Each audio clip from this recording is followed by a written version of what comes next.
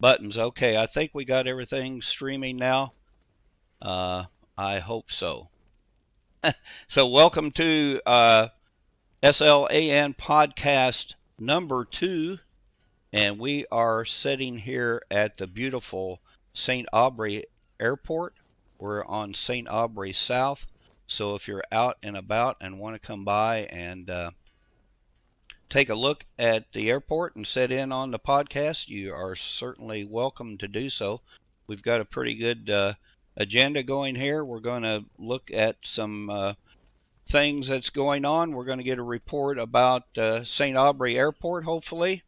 And we got the 2 airport owners here, Metmez and Bull O'Grady. And our building expert here is AW, and he's going to be sharing a new build he's got, or several new builds, so we'll be talking about that. And we're going to talk about how to improve grid travel and some things that you might do as you're crossing the grid to make it more enjoyable so you don't crash so much, because that is aggravating. So let me give my guests a chance to talk here. AW, go ahead. Say hi and anything else you want to. Well, hello everyone. This is AW calling from this beautiful airport, and it's nice to be here again. We had a great time the first go around, and I'm looking forward to spending the next hour with you. Yes, that's good. Yeah, and you can check out on the YouTube channel there our first podcast, our first crack at a podcast, I guess you might say. And yeah, so, and it come off quite well, and it's been received well by our audience, so we thought we would try it again. Metmez, how about you, bud? Can you say hi? I am here. Hi, everybody. I am the owner of half airport of St. Aubrey. We will talk about later then. I'm glad to be here, and thank you, Luke, to be here too and to have organized this meeting. Okay, yeah. So thank you for providing this great place to do this, and I like it here because we can. I'm going to zoom the camera around here a little bit, but we can res any vehicles or anything we want to talk about right out here, right outside the door here on the tarmac. And I do have one of AW's newest releases here, him and Mickey's newest plane out here, and we'll be talking about that in a little bit. Very cool plane. I flew it quite a bit there on a pretty long grid flight, and it did quite well.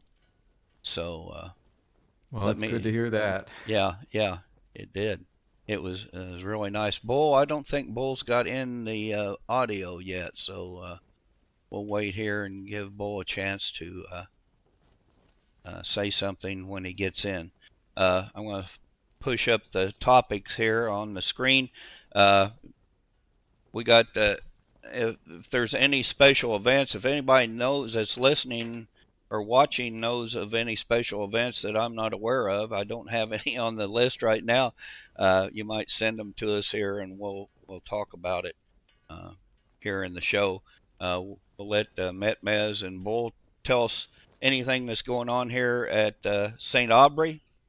And then we're going to talk about how to improve grid travel, and then we're going to go to our builder's corner and let AW take over and show us some of the cool stuff that he's got and some things that he's working on.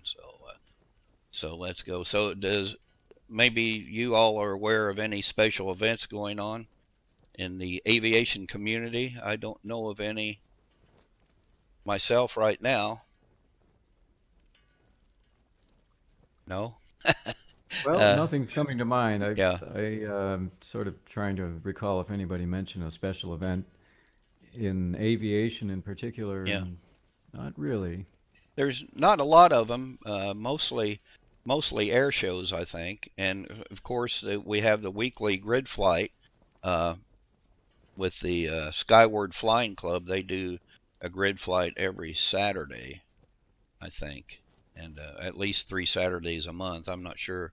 I haven't been on one for a while, so I'm not sure of their schedule. But so if you want to grid fly with a group, that's always an option there, and it's always a lot of fun. And they usually have a traveling DJ with them to play some music while you're flying, and usually a dance party or something at the end of the flight. So and that's every week. And of course, we'll let AW talk a little bit. He's a newest sponsor for Drivers of SL, and you're sponsoring the grid drive this week, right, AW? Yes, I am. In fact, I believe that will start either midnight or early this coming Saturday, tomorrow. So it's going to finish at my little shop. That's Alpha Omega Design. And I have a nice gift to give everyone for that, which maybe I'll show everyone later. But it's my first sponsoring journey, and I'm really looking forward to it. I'm hoping that I'll be there for some of the larger numbers of people arriving. It'll be real interesting to see that many people in my little shop. Yeah, they will be, and they'll be coming in all week long, really. There'll be a big influx over the weekend, and then it'll kind of taper off, but there'll be people coming through all week long. Well, the gift giver will be up and running for at least 2 weeks. Yeah. So that's good. So Drivers of SL, I don't remember, I looked recently, I haven't checked how many people there are in that group, but it's something like 7,000, I think. Something like that. So, yeah, that's a big. Yes, just about 7,000. Yeah, so I'm sure that's probably one of SL's biggest groups, and it just keeps growing. And Christy runs that, and I think she's got some more help creating the drives, but that's a tremendous amount of work every week to put those drives together, because they have to go through the drive and mark all the waypoints to load into the nav HUD, and it's a lot of work. I helped with a drive once, but Christy don't have enough time to train me to be a drive creator, but we did one for our lawn chair Larry grid flight that we did, and it was a lot of fun, and it was a great learning experience for me. MTFB Radio's been a sponsor of the Drivers of SL now for several months or several years, maybe 6 years or so, just shortly after they started the group anyway. But in regards to the building of the drives, there was a video posted about a week ago by the person who built the last drive before this one. Mm-hmm. And they took you right through the whole process. So I think the video itself was 3 hours, and that did not encompass the entire process. Yeah. So it's a long process. I saw them discussing that video in the drivers group chat, but I haven't watched it yet, so that's good. I may watch that. I have thought, that I'd like to get more involved and start creating some drives, but that's probably a subject for another time. But yeah, that'd be a good that's subject. Cool. Yeah. So, of course, we don't want to tell what your gift is. We don't want to ruin the surprise of your gift, but we do thank you for providing that, and I'll be going over tomorrow to pick up my HUD and do the drive. I'm looking forward to it. Well, you'll have a fun time with the gift then, I hope. But yeah. Christy was very happy when I contacted her about hosting, because I make my own scripts. I don't just drop like ACS or any of that. I make my own scripts for cars. Uh-huh. And she thought that was pretty rare. Not very many sponsors who make their own scripts for cars. Yeah, right. So, yeah, that's that is pretty rare. So, and she's always looking for sponsors, and so if anybody's listening out there and they want to sponsor a grid drive, just let us know. Contact Christy.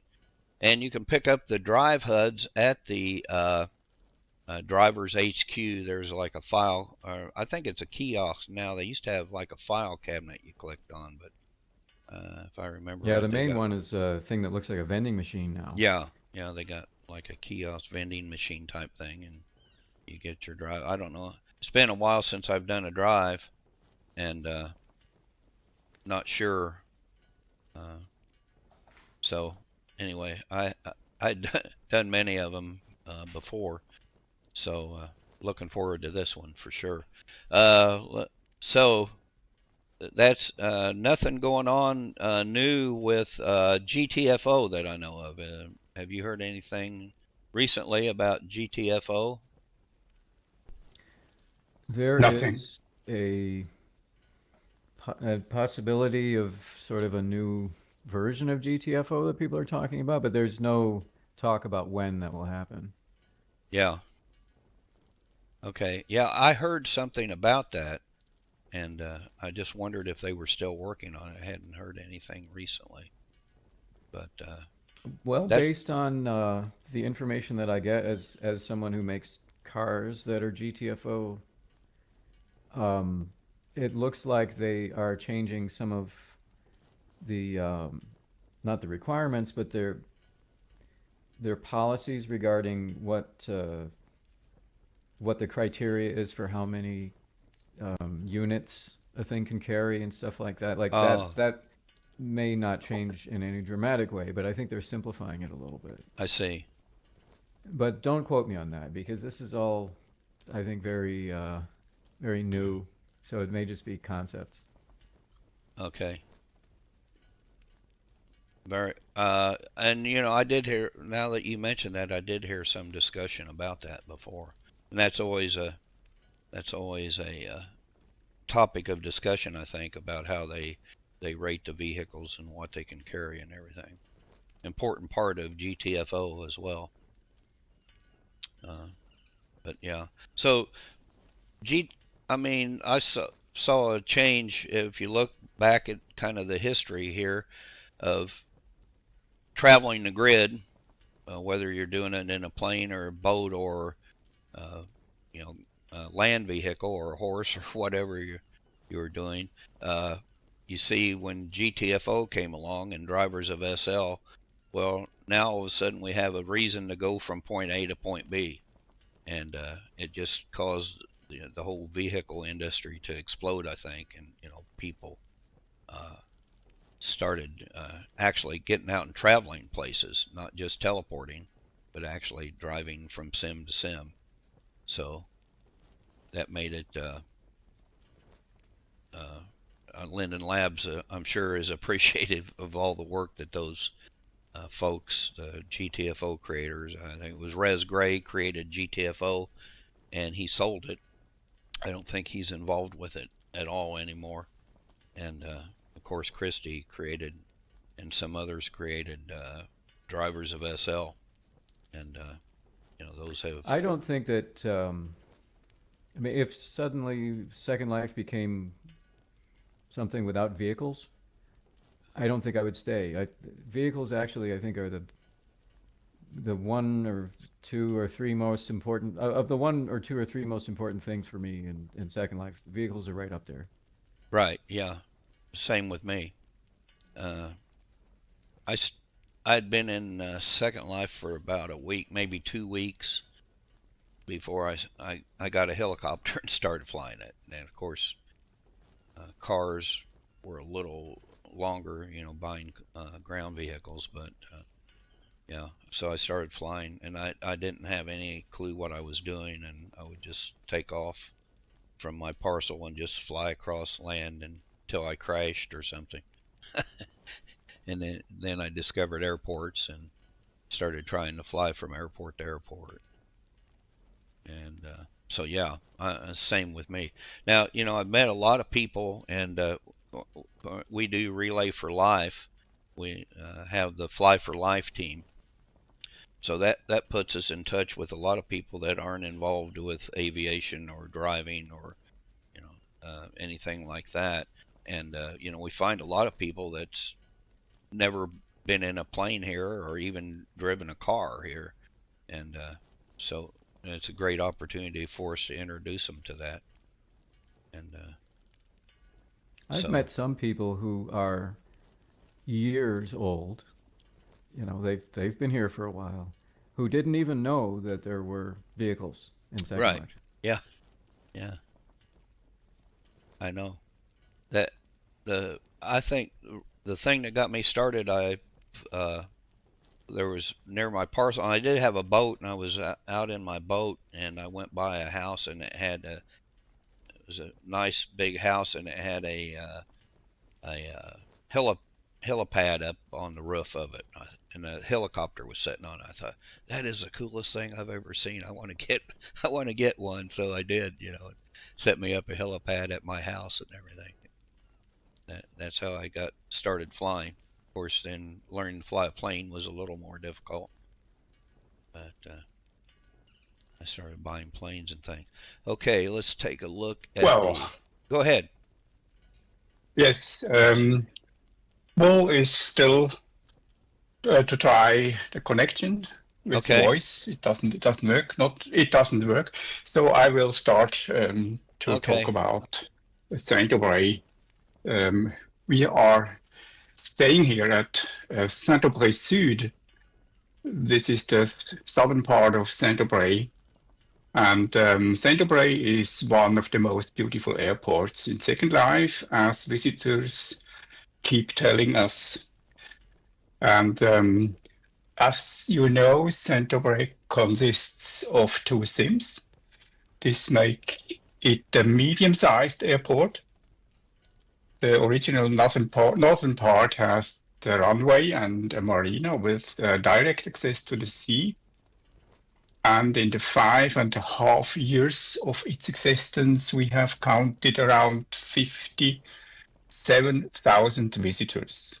So It's an important airport in Second Life.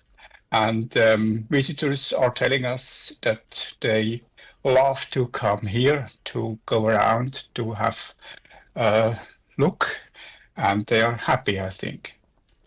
And this here is the southern part of the airport, Saint-Aubrey Sud. We prefer to pronounce the name Saint-Aubrey Sud in French here as a tribute to my co-owner, Hakiria. And by the way, it is the daughter of Bull. Hakiria is a native French speaker. Hakiria and I built this part about 1.5 years ago to... Testing 1, 2, 3. Yeah, we hear you. Your volume's very Bull loud. is here too. Welcome, Bull. Very good. Welcome, Bull. Well, I say Hakiri and I built this part about 1.5 years ago to complement the northern part. And we have already counted more than 5,000 visitors since then too. By the way, Hakiria cannot participate at this podcast. She is unfortunately unable to attend, which is very unfortunate as she is an important person here. Shall I tell you some things, some special things about Saint-Aubrey Sud? Sure. Okay. Here, in addition to their own marina, pilots will here also find personal terminals. That's very interesting. Terminals for the airlines, hangars for the aircraft, bungalows for living, and above all, a bar that is open to everyone and where you can really eat and drink and talk together, something that is missing at many other airports. If you are flying around in Second Life, you will see this too. Go to Second Norway, for example. There is no cafe, no bar, nothing else, or other big airports, nothing to sit down and to talk and to eat together. The bar here, but also the range of offers and above all the careful design of the surroundings makes Saint-Aubrey something special. I think something worth seeing. This is also what the numerous visitors keep telling us. They are happy, they come again, they look around, they are hanging around here. while Akira is co-owner of the Northern Sim 2, I only took on this role a year and a half ago as the owner of Saint-Tropez Sud when it was founded. That's Okay. what I have to say to this Saint-Tropez and to Saint-Tropez Sud in special. The question is why are we creating airports? That's an interesting question for me too, and people often ask me about. I have to say, it's a difficult question to answer because if you travel by plane in Second Life and also land at other airfields, you will notice that there are often hardly any planes there and people are often missing altogether. So what the hell, for whom do you build an airfield? Yeah, true. What's more, I say that there are too many public airfields in Second Life. That is my opinion. Since the number of residents in Second Life has been steadily declining in recent years, and the question of the sense of a public airfield arises all the more then. And every new public airfield exacerbates the situation. Mm-hmm. It's something you cannot influence. But what's concerning me, my personal motivation for enhancing Saint-Tropez with an additional sim for before the flight and after the flight, this is Saint-Tropez Sud. This motivation was to preserve and complement the special character of Saint-Tropez. I am a pilot in real life myself and have professional management experience. And as I have been in Second Life for almost 17 years, I love to bring a piece of my real life experience here. That is my motivation, and I am happy with. And it's a game I love to play. Cool. Just a difficult question are the finance, how to pay it. And if I talk with the tenants, I often the feeling that the tenants, all of whom I appreciate, by the way, are not aware of the costs of an airfield. Saint-Tropez Sud costs me around 28,000 Linden dollar every month. That's more than 120 US dollars every month. On average, the rental income covers about 60% of this. This means that I have to pay around $75 myself every month. That's almost 900 US dollars every year that I am paying by myself. So you can't make any money running an airfield in Second Life. That's not possible. Even if you will raise the rents, then you don't get the renters. Let Right. me Well, I think we say should all that, feel a lot of gratitude for people like you and the others yes, who Yeah. will put their own resources into making this a richer experience for everyone.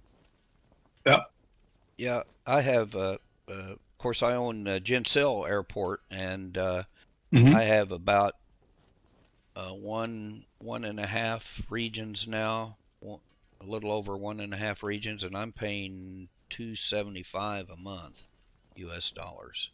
So Okay. yeah, so it's I have to. Of course, if you put it in group, I think you get a little better thing, but of course, the land's all deeded to group, so it doesn't really cut my cost, but it gives me some extra uh, parcel. I guess it does actually uh, cut the cost a little bit. But here's the thing with that. So I have just a narrow space for my runway that connects directly to the water. The water sim, the Linden sim that's out there on my approach path to the runway. And when one of those there was like a 512 parcel came available, and they put it on the land auction. And all those waterfront parcels, they almost always do that. And so the land auction, I got on there and I bid clear up to 100,000 lindens to get that parcel, and Wow. somebody beat me, and then they had it for like a week and they sold it to somebody else. Oh, jeez. And, Was it and like a land baron that flipped it for more? yeah, that's what it was. And so they know how to do that land auction thing. They wait until, because I put a bid in of 100,000 with like 3 seconds to go, and they still beat me. Oh, And they you know, have some kind of sniper tool yeah, or whatever. they must have. And so probably but and then so they sold it to somebody else, and then that person ended up selling it back to me for less than that. So I did end up coming out pretty good, but it's just crazy. I don't see how somebody can afford to pay that much for a little parcel, but I guess they buy enough of them and they flip them. But Well, it would be very interesting to listen what Bull has to say about that, because he was much more earlier to build the Saint Aubray airport, and maybe he has another motivation. So yeah, let's Bull. hear what you have to say, Bull.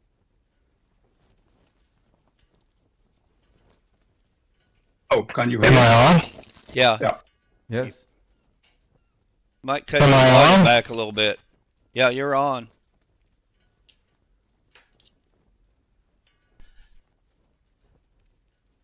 I'm gonna open my interface up here and turn his volume down on my end a little bit here. Evidently he's having trouble hearing us. Now, he's grayed out in here. He must have lost his voice again. Yeah. He dropped back out of the group. Oh, He dropped the Yep. call. That's- So Having some That's a voice pity. issues. yeah. well, I can continue to say why I am doing it, although it's not the financial side of the story. Let me say that it is my personal contribution to offering pilots a special ambience and pleasure. We want to be a special airport, a special airfield with a special ambience. And all of us here enjoy seeing happy faces all around us, and I think it is so.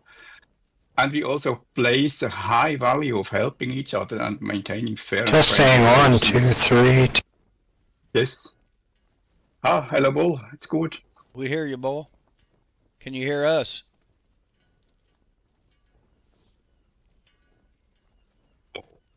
I don't think he's hearing us. Yeah. Yeah, can you turn me down a little bit? This is really loud and I can't, every time I try to turn it down. Yeah, I'm trying to hold on here. We'll get you going here. Yeah, I tried to earlier and you dropped out. Okay, now try it. Go ahead, Bull. Testing 1, 2, 3. Yeah, that's Sounds a good lot to me. better. Yeah. I think you're good now, Bull. Can you hear us? Yeah, I've got a heck of a delay. Is that normal? Are you listening in voice or do you have the stream on? Turn the stream off and just listen in voice. Oh, I've got the stream on. Yeah, turn the stream off because we're talking in Okay. chat. Okay. Now that'll help you, I think.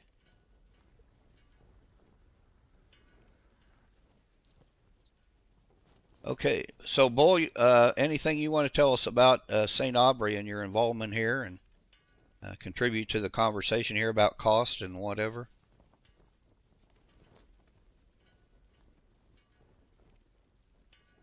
Yeah, I think I got it now. Okay.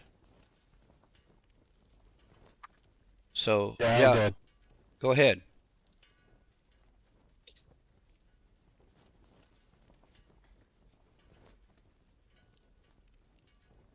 Go ahead, Bull.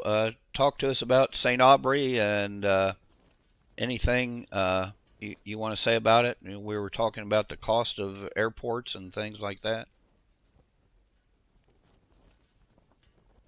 Yeah, I got an echo or something. I sorry about that.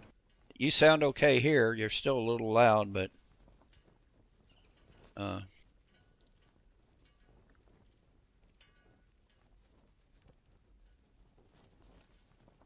got you turned down quite a bit.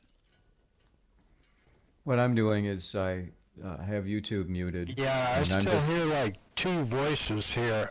I'm not sure. if you mute YouTube, then you'll be able to hear everything in real time.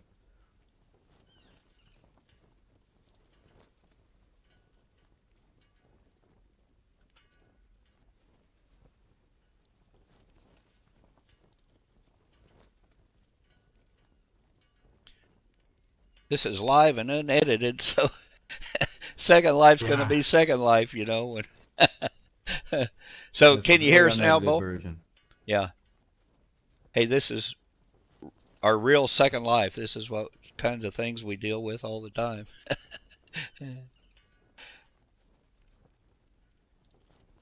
So, Bull, can you hear us now?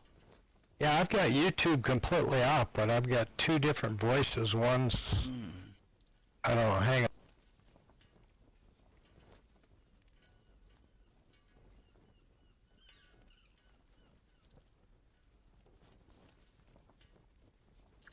It seems it does not work. Yeah, he may get it here.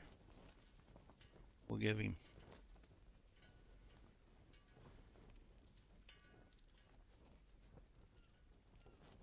Give him just a second. I Meanwhile, wonder if I should log off and log back in. That usually fixes a lot of things in SL. Yeah. well, I can continue Yeah, Yes. let me go talk ahead about. and relog. I don't know if it's going to make a difference. Hang on a second. Okay, go ahead. Okay, do it. That fixes a lot of problems Yeah. with electric. I'm an electrician by trade, so we call it cycling power.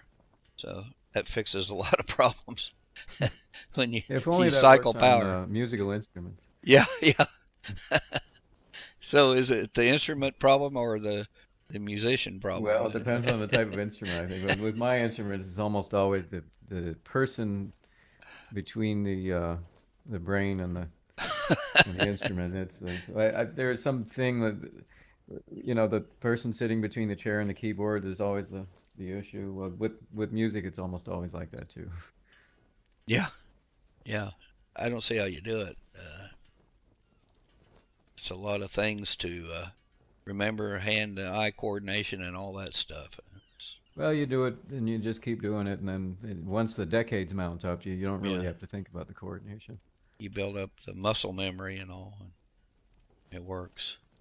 Okay, Bull is back in. Maybe he'll get back in the group here. And so, Mez, anything else you want to add about the airport here while we're waiting on Bull to get back? Yes, I can. We are proud about the naturalness of Chapel. Yeah. Is that better? Yeah. Can you hear us okay now? Oh man, that did it. Okay. Yep. Yeah. So you just had to relog them. Yeah, I'm going to cut you down even a little more. You're still kind of loud. Got a lot of gain there on your mic. But don't touch anything. It's working.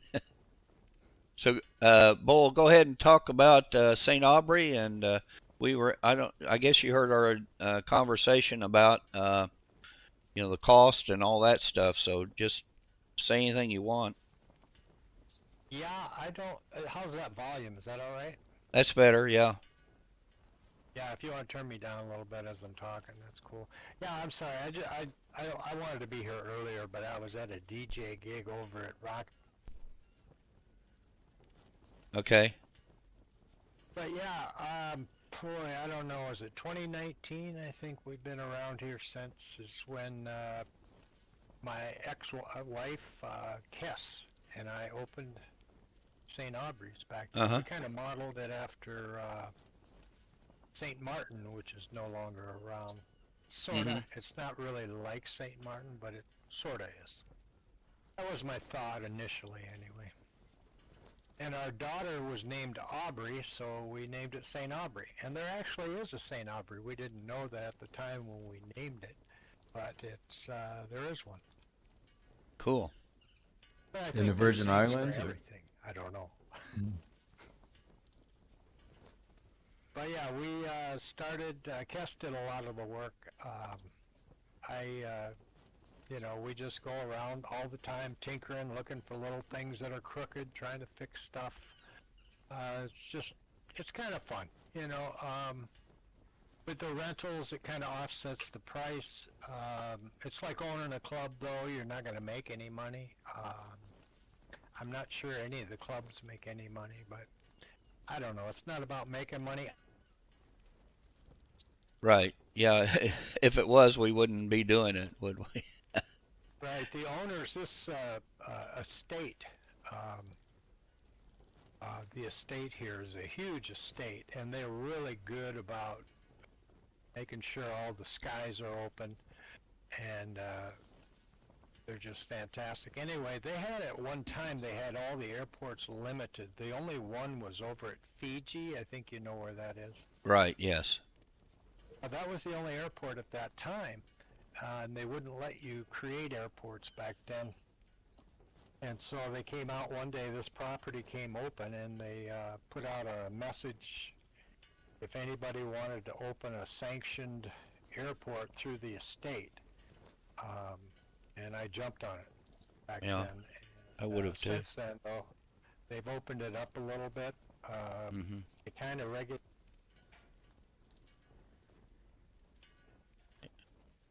You cut out there, Bull.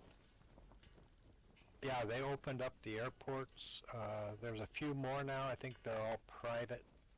Mm-hmm. This one in Fiji, I think, are the only two sanctioned ones Right. by the estate owners. Yeah. Well, originally when this was Seychelles, and they made them change the name because of copyright or something, I think. And I wasn't the original owner where Fiji Airport is now, but it's Seychelles Airport, and I was an owner of that for about a year, I think. And Really? yeah, I didn't and know that. Jenny that owns Fiji was she opened an adjoining sim, and we extended the runway all the way from hers across, and then I had another airport, Beitashan, that some friends of mine were going to have to leave Second Life for a while, and they just let me take over the tier payment, so I didn't have to pay. So I took that over, and it was quite a bit cheaper than the Seychelles airport. So I got sold my Seychelles, or just got out of it, basically, just paying here, because you just pay the monthly tier here, like rental property, I guess it's the same. And Wasn't Fiji based on original? I mean, it was an airport, an actual airport. I think the original build was, and then I changed it all because they made it more like a big metropolitan concrete and airport, and I kind of changed it to more of an island setting, which I thought, like what you have here, more appropriate. And I made it where we had a beach right below the end of the runway, so it'd be like the real St. Martin, when planes would fly in right over the people on the beach. And, Yeah. Oh, that So- makes me want That to was invent fun. something I mean, that'll that do was a jet good blast. jog. yeah. Say what? And that was a good jog to that airport, St. Martin, the old St. Martin. Yeah. That was It a makes nice me jog. want to script something that'll create jet blasts so people can come Yeah. and get blown away by the planes when they stand there. Right. Yeah. Yeah, that would be cool, and you could probably do that.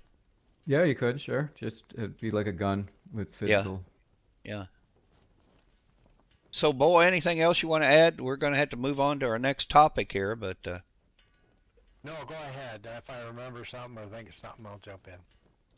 Okay, that's fine. Yeah, it's always open mic here. Anytime you want to say anything, jump in. So, in our first podcast, AW and I had a little conversation about, grid crossing and things you could do to improve your chances of surviving a long grid flight.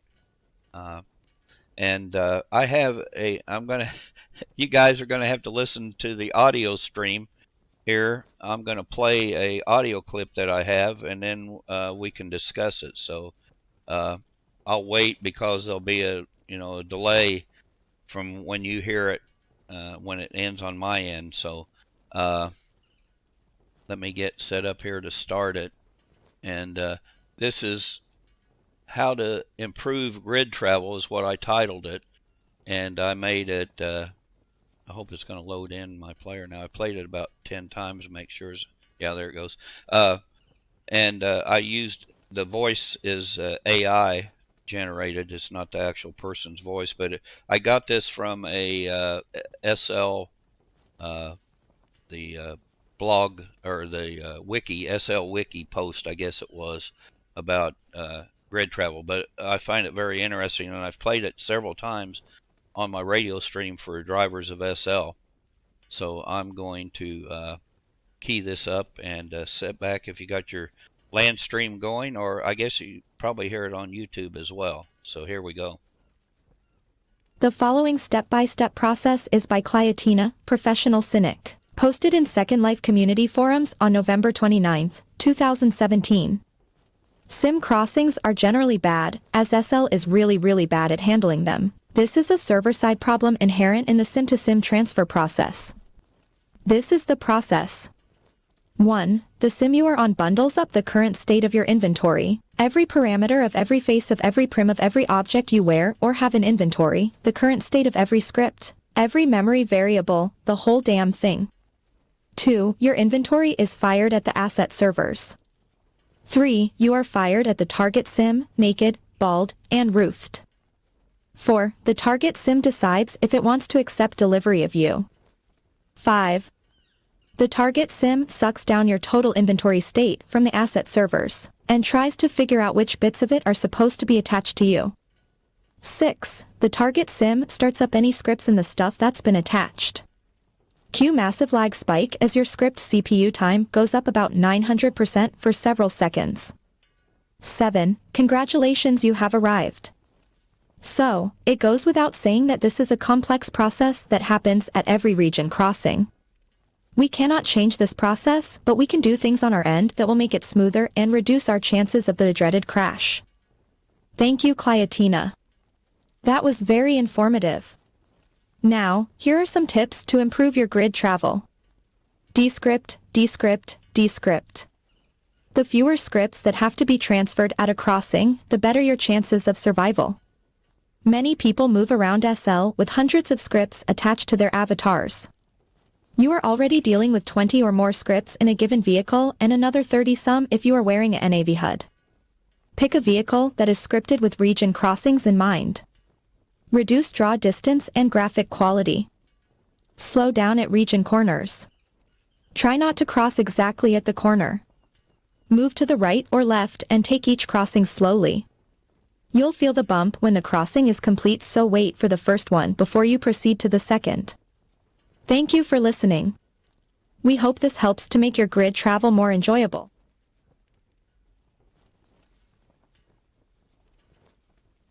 Okay, I think I got my mic back on here, and so I'll give these guys a chance to hear it on the stream since there is some latency here, and we'll see what they say. But it's a very interesting topic, and when I first read that online there, I thought, wow, yeah, I think that explains it very well. I'm going to ask the expert AW. I think he knows a little more since he's a scripter.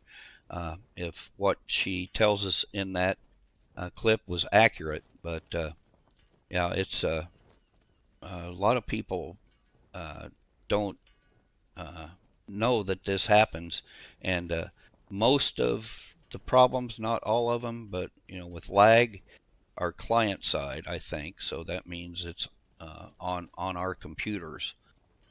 A lot of it is anyway. So we have to, anything we can do to minimize that will help us here. So, guys, is it done playing yet? Oh yeah, I Okay. only had about a 5 second. Oh, really? latency. Okay, good. Yeah. Okay, so what do you think, AW? Is that pretty Well, accurate? nothing that was said is incorrect as far as what I know, but I will have to put a big disclaimer on that, saying that, and this is a general policy that I have about almost all information about Second Life. There are insufficient facts to be sure of anything when it comes to Second Life, and especially stuff like this where there is no official information source that tells you what's going on under the hood. Right. So we can only make assumptions.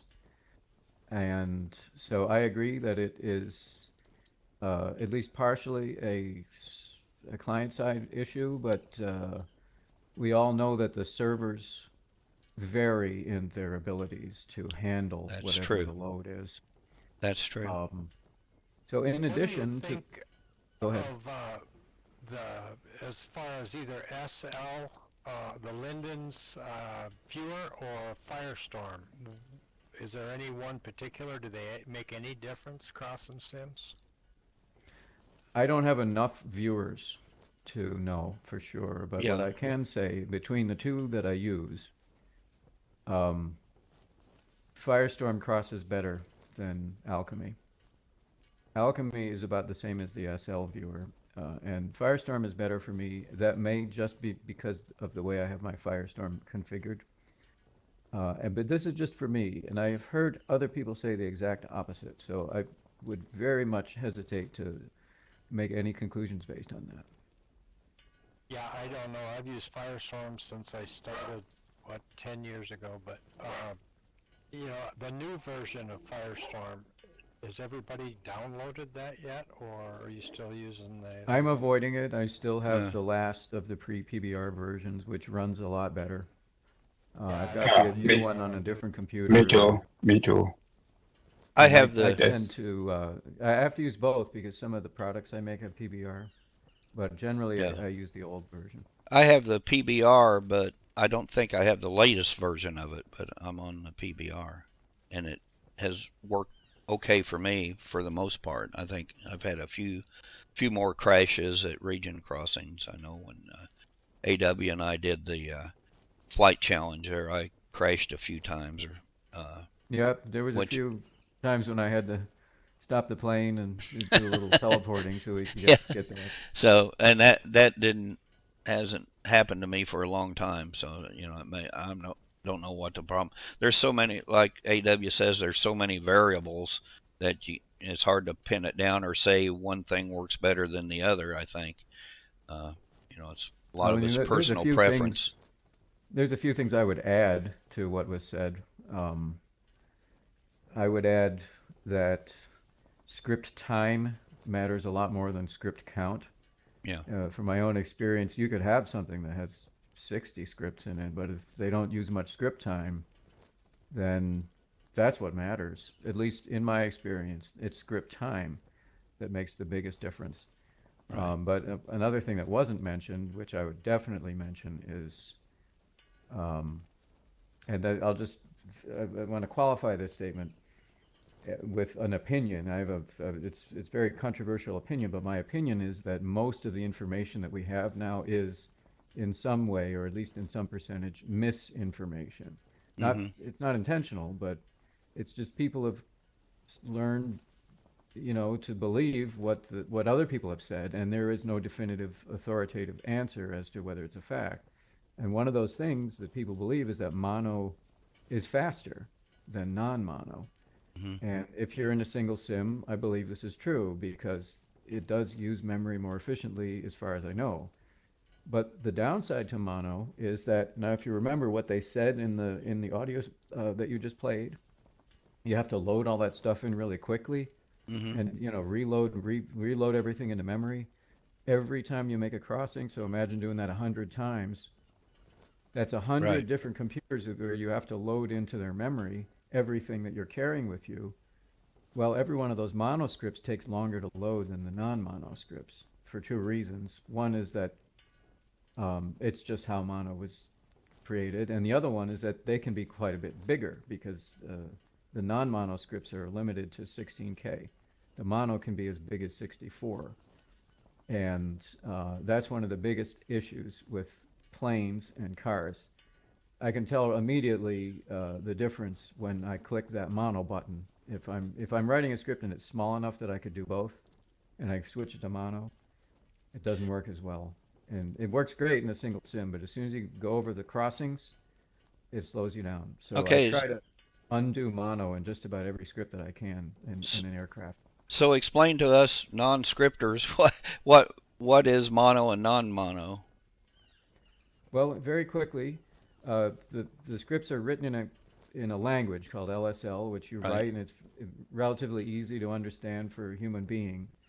And that has to be compiled into machine language, which is essentially something that you can't understand with ones and zeros and stuff like that. So there's two ways of compiling it. They can compile it the old way, which is called LSO, or they could compile it the new way, which is called mono, and this is something they created about 10 years ago, where the compiling process was different, but the end result was that you could have bigger programs loading into memory, and they would have a dynamic way of allocating the memory, so you could, if the program needed more, it would use more. If it needed less, it would use less, as it was written into this machine code that only the machines can understand. And so when you use the old version, it's limited, but it's also a little bit faster to load. And that's the main thing that you have that's an advantage with using the old version. I see. I hope that didn't make it more confusing. No, that's good. So with Sansa, was that a whole different system? Yeah, I That's think outside so. my experience. Yeah, I believe it was. The failed, what we called Second Life 2.0 was supposed to be, and yeah, that was I went in there a couple times and decided I didn't want to do it. So I got out. I never went back, but I guess that was the case for a lot of people. But I think that was a whole different. That was But more of a video game platform than Second yeah, Life. what I have to say in this situation, I think the absolutely wrong way to make Second Life more complicated with the new possibilities, new graphic possibilities, PBR and things like that. In the consequence, the computer has to work more, has more to do, and so it's more difficult for the computer and for the service too to cross the sims. It's not problem. We have not a problem in Second Life to have a bad graphic, to things like that. We have the problem that we have difficulties by crossing the sims. That is the problem we have, and I'd prefer that Linden had to recognize the needs we have and not to create things we don't need. That's a difficult thing, but well, the problem to cross the sim maybe is not as severe for every avatar here. It depends on the technical possibilities you have and on the number of the scripts. We have heard it, that I agree that, but the whole situation is not a good situation in Second Life, and Right. I think it would be better to think about that. On the technique, the technique is more than 20 years old. Yeah, it is. It is old technology. Now, back to the point of what actually happens when you cross from one region to another. What was explained on the sound clip I played. I did have some experience with OpenSim, which was based on the Second Life code and the physics and everything. And what was I taught high school, and we got a grant, and we got to set up an OpenSim server and used it as an educational tool for programming and things. And I had a couple computer geniuses in there. They knew a lot more about it than me, but they got into the code and basically it's just a bunch of databases that you call on. But you could see, we could bring up when we cross an avatar from one region to another, we streamed it. You could see what happened. In other words, it would print out. It was we had it in a box there, and it would show transferring all that stuff over. So at least that version of OpenSim, that's the way it worked. And I assume, because that was all based on the Second Life server code and everything.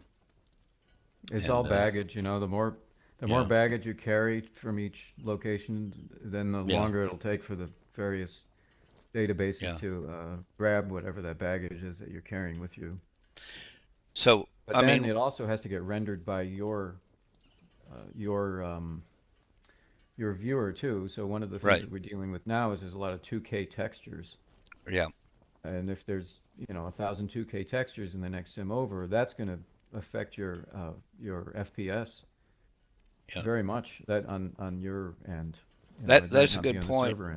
That clip didn't bring up, but about how textures affect your performance. So yeah, that's true. Oh really? The textures themselves, huh? Mm-hmm. Yeah, if you go into a sim, especially in a car, because in a car you're closer to the objects, like trees that have a lot of textures, and it doesn't even matter if you have a low draw distance, you're in a car. You can immediately see your FPS drop. It could get cut in half from as soon as you go into the next sim, because the owners of that sim, or the tenants of that sim, have all got excessive amounts of textures. So they all have to get rendered by your viewer, even if you can't see them. If your draw distance is large enough, it's going to render them. So what is the good size for textures? Is it you want a lower pixel rate or a higher pixel? You got to decide what you're using them for. So for instance, if you make an aircraft and then you've got one massive texture for the whole fuselage, well, that's a good candidate for the biggest you can get. If you could get 4K, you'd want it there. But if you had that, plus you had like 10 different textures for little tiny like decals, something that has your tail number on there, and then it's another thing that might just look like a flag. Well, if there's 10 of them, but they're all really small, you're much better off having the 256K texture, a real small one, because every time that you go through another sim, it's going to have to load, and if there's 10 people, that's 10 people that have to load it, and so on and so forth. So you kind of have to decide, well, what's this really going to be for? If I have a palm tree in the background, and it doesn't matter that it's 2K, if I've got 25 textures of palm fronds there, then you're much better off having them be a smaller texture, because it'll take less time to load, and it'll be less of an impact on people's viewers. Yeah. But if it's something like a really nice poster that you have that's right in front of your face, then yeah, make it a really nice high quality texture. Yeah, I always wondered about that. So the smaller the item, you want to make a smaller texture and not so many pixels. Yeah, well, if you had a whole bunch of tiny textures, and you've just thought, well, I'll just use the regular default uploader, and it by default will upload them all at 1024 resolution, but they're going to end up being so small and maybe on the bottom of something that no one will ever see it. That's the kind of thing you have to think about when you're building stuff, because that will affect people's lag. Yeah. Very good to know. Yeah, that's good stuff. Okay, that's a good conversation. I'm just looking at the clock here, and we are running out of our time, but I wanted to give AW a chance now to talk about some of his builds and the new release of the plane there, and anything else you want to talk about, AW. Well, thank you. Well, the plane that you have here is the Pilatus PC7. I showed it a little bit in the last video, and this one is, I believe, the latest release. It's a single engine turboprop, and it flies like a fighter. It flies not like a jet fighter. It's more like a warbird, but it's a little bit more gentle, And I've also used it to go from sim to sim, and it goes from sim to sim really well. But it does fly like a fighter. So if you want to go to, loops and barrel rolls and things like that, it definitely does that type of thing. So That's really what it excels at. And we have one that's going to be due. Oh, geez, I don't know. I think next week, probably midweek or maybe next weekend. I'm just working on the last stuff for this one. This is a PTF product, and this is going to be the Warthog. Oh, cool. So, yeah, this one, I don't know if you got sound on, but Yeah, you got to hear sound for this one because the sound is really the thing to hear. So I'm Yeah. just going to go in it. Okay. And, And it looks awesome. yeah, the Warthog is cool. So if you can see the engines on the intake side where the fans are. Yeah. I'm cammed So, into them right now. Yeah, I'm just going to start it up. So it's got the sounds, but they also will. Yeah. You can see the fans start to spin up. Yeah. Wow. Yeah. Yeah, that was sort of a special thing. That That's they added. awesome. So the thing with the Warthog is it's a twin turbofan, and it's got pretty much this. Oh, I must be hitting something here. Oh, you were hitting the other plane, I Yeah, I'm hitting the think. Pilatus. I'm gonna move a little bit. Yeah. I hope you didn't scratch a paint on it. Oh, I think you might have to put another one out there. Let me see. I'll put the brakes on. Yeah. So this one, it's not really the engine noise because the engines on this are just your standard turbofans. It's like the same thing you'd have on. Uh-huh.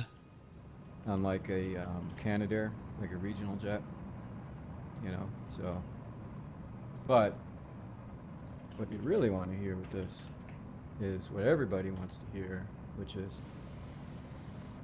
Oh, yeah. Yeah. the famous Burt. Yeah, so that one's coming very soon. That's the next big thing for PTF is the Warthog, and it's got bombs and missiles and everything. I just killed myself because you should never drop a bomb when you're. Hey, good effect though. Good effect. Yeah, That's it's a pretty cool. good effect. You walked right through the Never flame drop there. a bomb when you're. Oh my. Wow, that's pretty. So if you do crash that plane, it's going to blow up? If you get killed, if you get Vice killed, it goes into a death spiral. Like, Very Cool. Yeah, it ejects you and then Yeah. it goes into a death spiral and then it'll disappear. Yeah. I went to a demonstration. It was the National Guard. We have a base near us, and we got to go out on the firing bombing range out there, and they were flying A-10s over us, and they would shoot their Gatling guns right above us Oh wow. because the target was like half a mile away, but they were shooting right over us. And man, I tell you, it scares the crap out of you. Yeah, I mean, that that's a sound is just scary gotta sound. be, Yeah, I can't imagine what it's like in real life. yeah. But I mean, after that sounded good. After that from PTF, the next thing after that's going to be the Navion. That's an old Ryan plane from mid-50s, I think. Uh-huh. But I have, from my own little shop, I have something that was just released, this is going to be very interesting. It is a hybrid between a car and a helicopter. Now, where is it? There it is. So this is the AVTR helicar. And it took me a while to get this to work because in order to make it really work, it's not like one of the old scripts where when it goes into flight mode, it's just sort of a really basic up and down, forward, back type thing. I wanted it to actually drive like a real helicopter. So on the ground, it drives like a car. And let me just turn my AO off because that's a silly sit. So on the ground, it drives like a car. Thing's nuclear powered, so you can hear it. Yeah, that's cool. Hear the spinning up reactor. Yeah, Yeah. there's a nuclear reactor in there. So it just drives like a normal car on the ground, but if you say flight, then it becomes a flying machine. Oh, cool. Elon's not going to be happy about this. Yeah. Very Yeah. cool. That's I know cool. somebody who will like that. Yeah, this one just got Akira's released. gonna love that. Sure, sure. That is awesome. Great effect with the flames coming out below, or the smoke. Well, Or that there's a, I don't know if you can see underneath, but there is an inertial plate that provides basically an ion stream that will keep you afloat. But then Oh, there's no, yeah, I thrusters see that it. give effects that Okay, you need yeah. Wow, for helicopter operation, because that's the cool. helicopter is always going to use basically a vectoring system in order to move, you know. Wow, that's awesome. Well, if you ever make an Apache, I know somebody that definitely will play this game. Yeah. I know it's not a game. I'm sorry. That was sacrilegious. That's a game for me. Yeah, it's You know, still. Mickey might make an Apache. We just got to talk him into it. He's the one that That's does cool. the all the complex interiors and stuff like that. I don't know if you can see the interior, but what I'm I gonna made was zoom in on it here. it's an interactive thing, so it actually shows the position of your collective and cycling. So You got if a you HUD move there, up, yeah. Oh yeah, I see yeah, it. then you can see the dots will move Yeah. to indicate the Wow. various positions, what you would have if you Okay. had real stick Cool. controls like. Yeah. Oh, Those flight mechanics, the way that flies, I've never seen anything that cool. Yeah, that that's is what I meant. that is really awesome. All brand new scripting. Yeah. None of the stuff that I make is drop-in script. It's all Yeah. just done. Yeah. um, You can custom. tell. I know from flying your planes that you've put a lot of time into it. So. I have a And number of cars now in the market too that have my yeah. own car script. And what? Tell everybody where your shop's at. Your store. It's in Gangwon. It's Okay. called Alpha Omega Design. Alpha Well, Omega. I'm pretty sure you're going to put a link on the YouTube page, right? Yeah, we'll put one up there. And that car was that's a concept car, right? Based Yeah, on the a model for that exists in real life. It's a Mercedes concept, although I yeah. don't know if they've actually made it drive. It may just be a just a concept car that's Yeah. a shell, basically. Uh, Obviously, the real one is not going to fly. it looks a lot like the cars that they had. Have you saw the movie Minority Report? Yes, and I Yeah. actually read the book, but Yeah. the book's like a 1950s Yeah. Philip K. Dick book, so Yeah, right. it's very different from the movie. But the movie, they based Spielberg took a bunch of scientists and computer techs and geeks and whatever to an island, and they had a weekend retreat.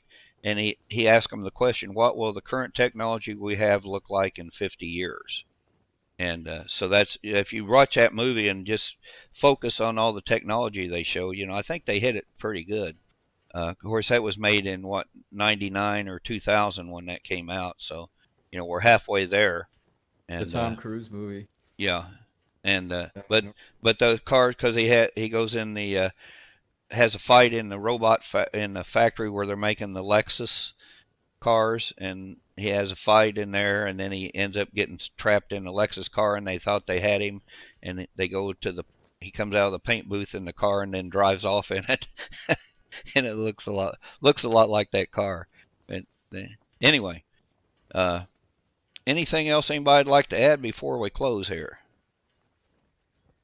Well, as far as the sim crossing, the way it is now is so much better than when I started 11 years ago. Yes, I will agree with that. It is much better. One of the things that you can do that is not well known is for anything, whether it's sim crossing or with any kind of lag, try this on for size. This is like not very well known, so I'm not going to say that this is either misinformation or factual. So this is something to try on for size. Mute all of your group notices and group chats, and see if you have better performance. That's a good idea. I hadn't thought about that. So just shut those boxes off? Yeah, put them on sleep, because you can adjust the sleep duration or the snooze duration for them, and put that for like 3 or 4 hours, so you can be uninterrupted by any group chats for 3 or 4 hours, and see if you get better performance. All right, I'll give it a shot. That's a good idea. Yeah. Good advice. Yeah, We'll try good that. advice. Yeah, Bull, you said about 11 years ago.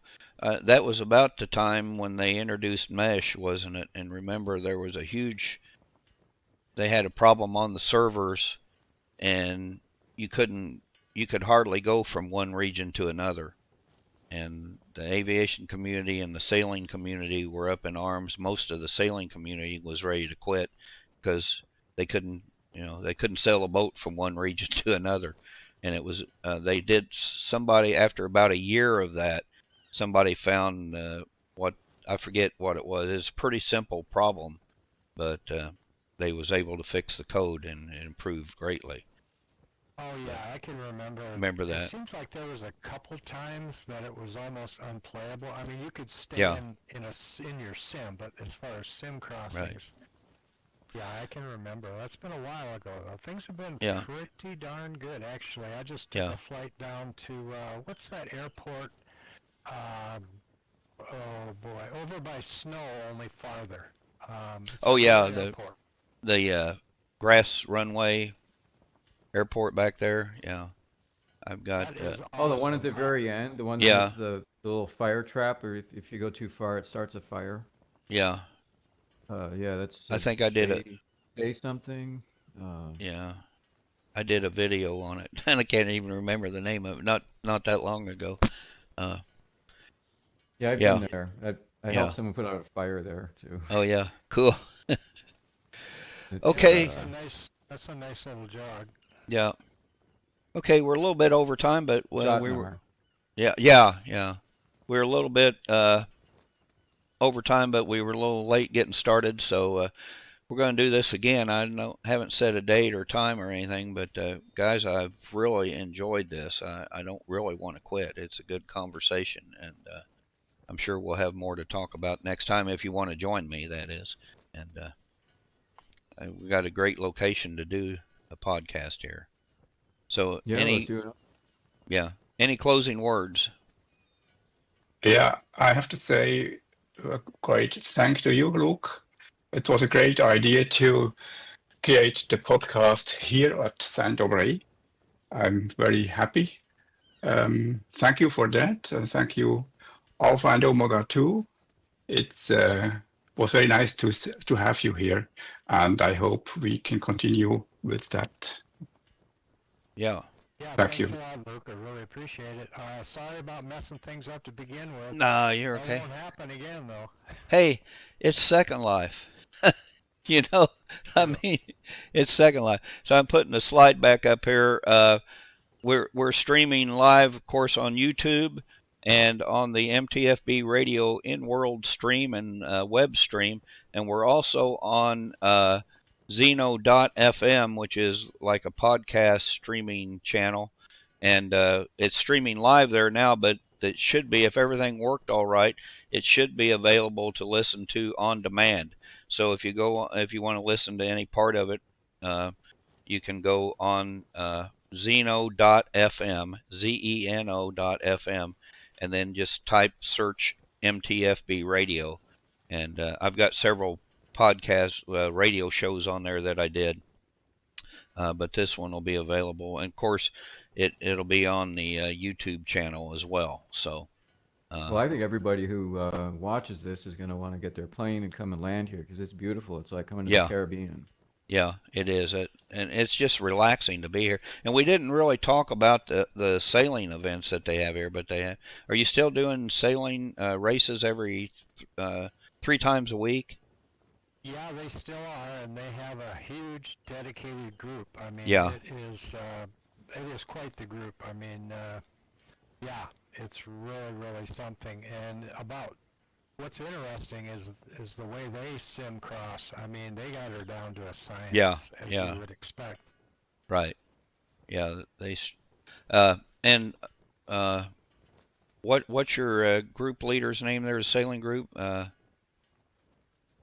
It's Titi Bianca. Bianca. Sorry, Yeah. I blanked out on that. And she's got a YouTube channel that she videos all the races, and which are very good. And then I did a video when I was here for our airport to airport video, and I did a video of the one race that they had when I was here. So if you want to check it out, it is cool. It's very exciting to watch too. But They will teach you how to sail because, Yeah. I mean, they use a lot of equipment and they are really dedicated sailors, but they love to have new people. So if anyone's interested in sailing, you can stop by and look up Bianca and she'll get you squared away. Awesome. That's cool. Yeah. Yeah. Okay, I'm going to drop the stream here, and I do thank you guys. I thank you, Matt May and Bull, for your hospitality here and the beautiful airport. AW for sharing your wisdom and knowledge here about scripting and participating in the conversation. And let's do this again real soon. What do you say? Oh, I say great. Let's do it again. Okay. Take care, everyone. We'll see you all next time. All right, so we're off. Just about. Hold on.